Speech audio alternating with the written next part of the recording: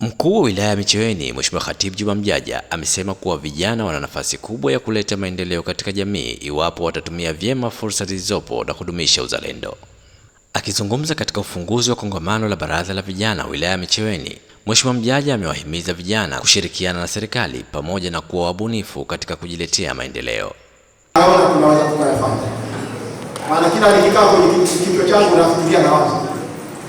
Kwa nini tusingekuwa na vijana Micheweni, vijana green and smart city?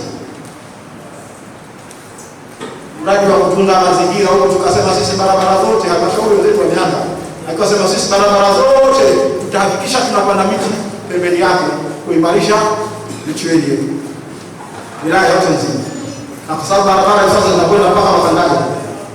Ni miongoni mwa miradi ambayo baadaye kuna uvunaji wa hewa ukaa. Wale watakaokuwa wanashughulika na Yakwale ndio ambao watakuwa wananufaika. Kwa upande wake, mwenyekiti wa Baraza la Vijana wilaya ya Micheweni, ndugu Abdurrahim Khalid Abdalla, alimshukuru mkuu wa wilaya kwa ushirikiano wake wa dhati kwa vijana na kuahidi kuwa baraza hilo litaendelea kuwa mstari wa mbele katika kusukuma ajenda za maendeleo ya vijana. Rais iweze kufikia. Tunataka tufikie target, tufikie stage kwamba hakuna kijana wa wilaya ya Micheweni ambaye hana shughuli ya kufanya. Hicho ndio kipaumbele chetu. Hapo mimi ndio.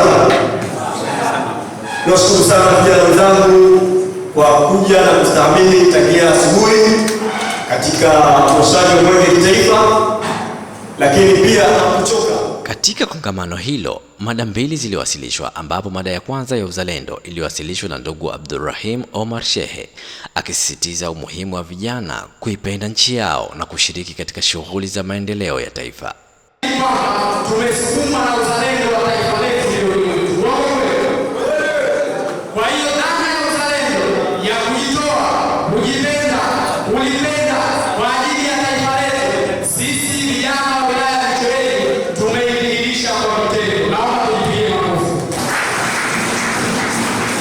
Kwa tafsiri hiyo, kumbe uzalendo ni ile hali ya kudumisha upendo, uwajibikaji na utii kwa taifa lako. Mada ya pili ilihusu upatikanaji wa fursa iliyowasilishwa na ndugu Abdalla Salim Bundala, ambapo alieleza njia mbalimbali za vijana kunufaika na fursa za kiuchumi na kijamii zilizopo. Angalia kuna ujenzi wa barabara tofauti katika kisiwa chetu cha Pemba na katika kisiwa chetu cha Unguja.